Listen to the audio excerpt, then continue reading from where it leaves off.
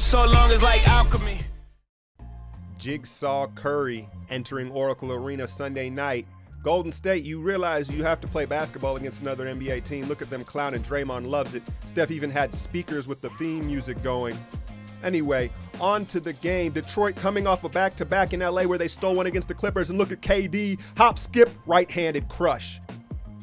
You know when you're in the freeway and you got to switch lanes, you let the traffic go by, then you cross over?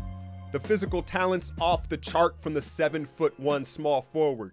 Zaza diming, Steph Curry back cut, and the offense was just coming a little bit too easy. The Warriors shot 60%, but the turnovers once again would be the story, goofing, clowning around. So Curry has a free throw streak going right now, trying to pass Rick Barry for consecutive free throws. What happens? He clanks it. The basketball gods strike down on Golden State for disrespecting the game and playing too loose. Now, I'm not gonna lie, looking at Detroit's roster, I'm like, wait, who do they have? Wait, they got Avery Bradley from Boston. He hits the three ball, but the real story on the night was the turnovers. Golden State, 25 turnovers. Reggie Bullock finishing on the left side with the right hand.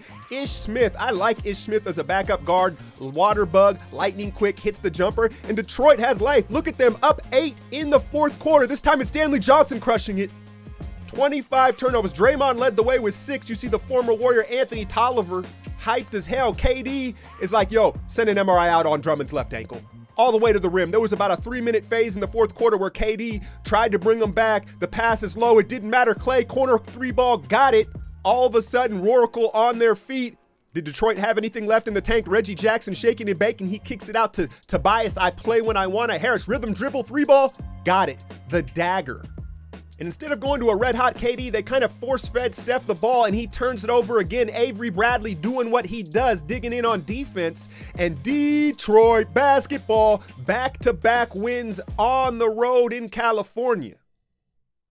All right, I'm not going to lie to y'all, man. About halfway through that fourth quarter, I was like, man, these suckers deserve to lose. I alluded earlier in the video to, you know, the basketball god striking down upon them, and I'm not joking, man.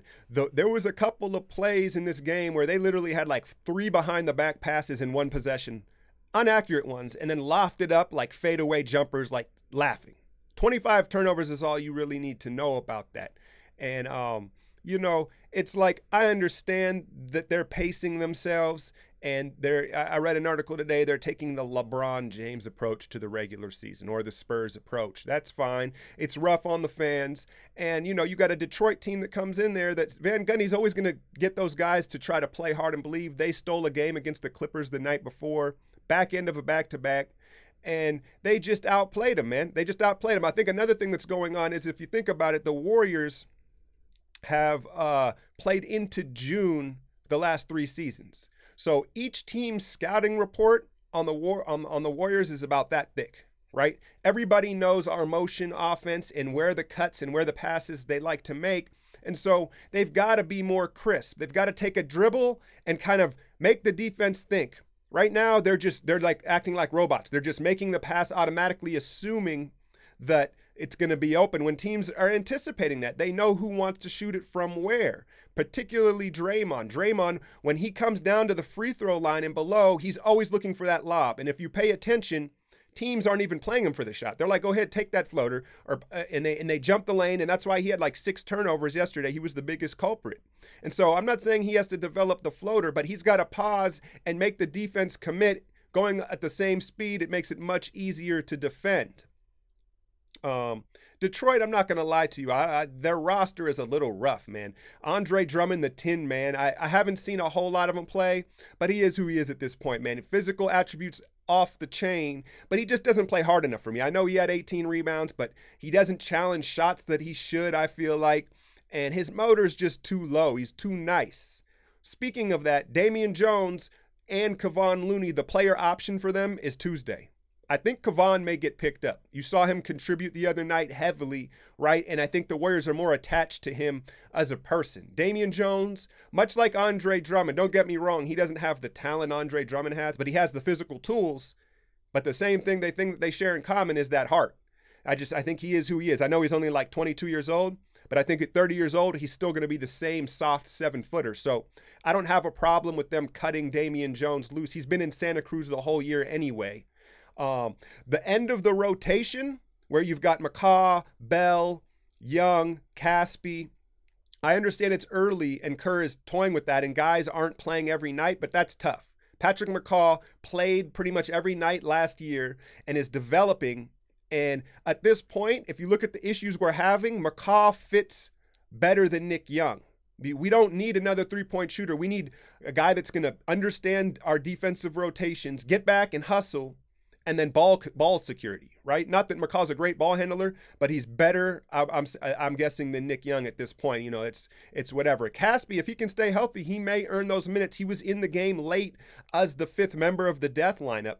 But what I didn't like at the end of the game was if there's a knock on Steph, him being undersized, when teams throw a hard trap at him, right? It's hard for him. He throws lazy passes over the top, lob passes, and guys pick it off and turnovers happen. KD was rolling. There was like a 4-minute period where KD just went off, and then they went away from it. Steph forced up an ugly three-pointer out of an inbounds, and he's going against arguably the premier perimeter defender in the league in Avery Bradley, and they kind of like forced Steph the ball.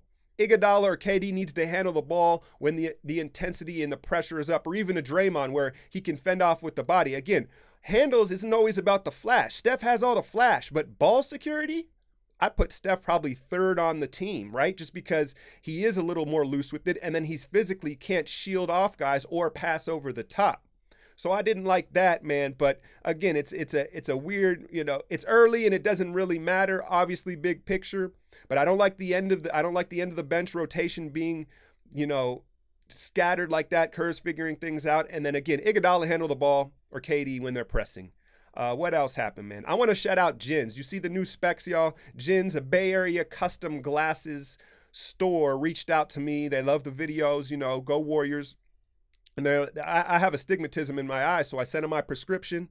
They shot me these back in like a week, man. They fit perfectly. I'm very pleased with them. So check the link in the description. Shout out JINS, Bay love.